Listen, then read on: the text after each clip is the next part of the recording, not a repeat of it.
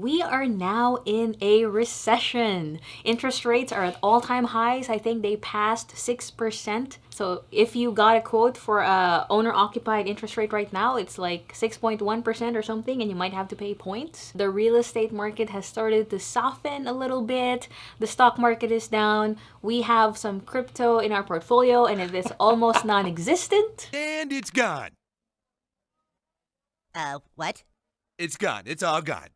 So if you are a fellow crypto investor, I feel your pain. So today we're going to talk about what we need to do right now so you can survive this recession and thrive through a recession. You don't have to be just feeling pain. You can actually prepare so you can capture the opportunities that will arise because of the recession. So that's what we're going to talk about today. And if you're new to the channel, I'm Arianne and this is my better half, Chris. And we made this channel to help good people like you have financial freedom for yourself. We actually retired at the age of 27 and we want to share all of our tips and tricks with you so you can have a wealthy life and a financially free future. So the first thing we're going to talk about is having a safety net. Chris, you want to talk about that a little bit? Sure. So again, we define a safety net as the amount of money that we need to cover our absolute needs, so our necessities.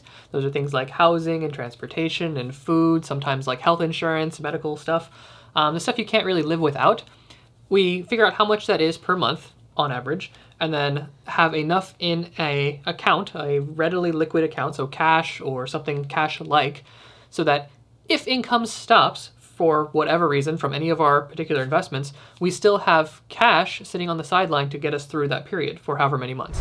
How many months depends on your family. We recommend taking the most risk-averse of your particular group and use their number. So for example, if you were okay with 6 months and I was okay with a year of living expenses, we would go with a year because we both have to sleep well at night. For some of you, you're thinking, that's a lot of money, right? Like you might need $10,000 to $20,000 to be able to feel like I can survive for 6 months.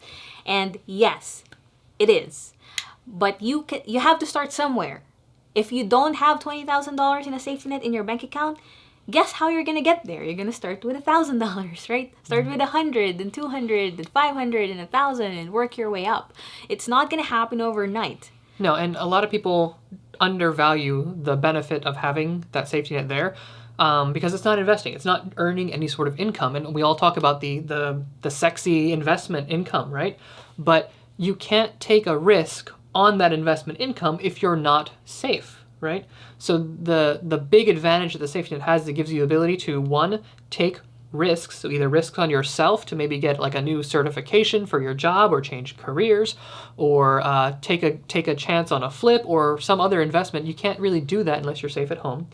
And then two, it allows you to make better decisions. So a decision from a position of power instead of being afraid that if this doesn't happen, my family's not going to eat or the lights are going to turn off, right? You can't make good decisions when you're stressed out about all of that life stuff. Right. And then the next level after having this safety net is having liquidity. And what we mean by that is having extra cash. So if things happen, you have money to pay for the unforeseen circumstance. The first cash, the first liquidity you're going to have is that safety net. But if you have active businesses, if you have rental properties like we do, all of those things have to have their own safety net. So they need to have, right? If you have a rental property and the expenses are typically $1,000 a month, you need to have 3 to 6 months of that set aside for that rental property, ideally more. So all of those other safety nets combined will mean that you have a lot of liquidity across your whole portfolio. We typically keep at least 10 to 20% of our entire net worth liquid, especially in times like this. And I understand some of you are thinking, oh no, that you're losing money to inflation. And to an extent, yes, but I'd rather lose a little bit to inflation than not be able to sleep well at night and not be able to think clearly and make decisions from a position of power instead of a position of fear because I don't have money in the bank. And we're saving money on medical bills and therapy. Right. So there you go. So you need that extra level of liquidity, especially if you're an active investor and an active business owner. Because the next thing we're going to talk about later is the opportunities that is going to happen, right? Yes, we're in unprecedented times. We kind of were in unprecedented times in 2020 with all the flu stuff going on. And then we printed a lot of money, but now we're having to pay for that money printing, and inflation is at crazy levels. And unfortunately, we're out of place. We can't print no more money because the money was the reason we have the inflation, right? So we can't print money to solve inflation. Yep. Not going to happen because we'll just make it So worse. no one's gonna save you. No one's gonna send you a stimulus check. No one's gonna get you, PPP loans anymore to keep employees that aren't, producing. Like, that's over, guys. That's over. Wake up. You gotta get your financial house in order because relief is not going to come. The Federal Reserve's main job is to make sure we protect the US dollar. The way we protect the US dollar is by protecting inflation and not letting the US dollar inflate into oblivion. So they're having to do all this monetary tightening and they can't backtrack. They have to get inflation down, which means they can't print more money. So you're not going to get relief. Your relief has to come from yourself. That's why we're talking about the safety net and the liquidity right now. Because there's going to be a lot of people who don't listen to this video and who don't have a safety net and don't have liquidity. And guess what? Things are gonna crack somewhere, right? Like, if you have a business, you're not gonna have as good of a quarter next quarter as you did last quarter.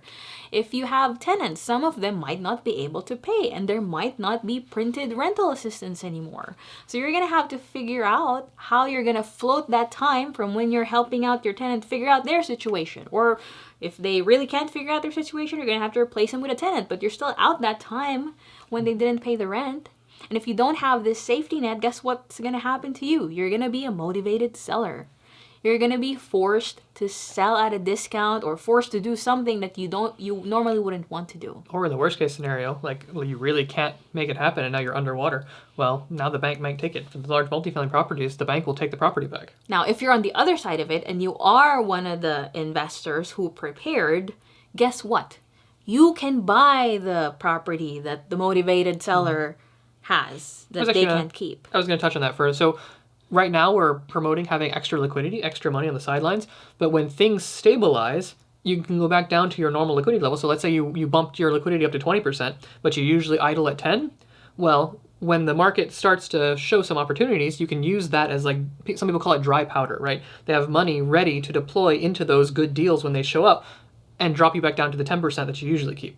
So you have an extra 10% of deployable, investable cash when the opportunities rise. But as a recap, there is going to be pain, but because of that pain, there will be opportunity, especially for us investors. There will be buying opportunities. You can buy from the people who didn't prepare. You're actually saving them for a lot of pain if you can buy it from them instead of the bank having to take it back, right? So you're actually helping them to an extent, but you won't be in that position of being able to buy if you don't have a safety net and you don't have liquidity and you're like scared and stressed out and curved into a little ball.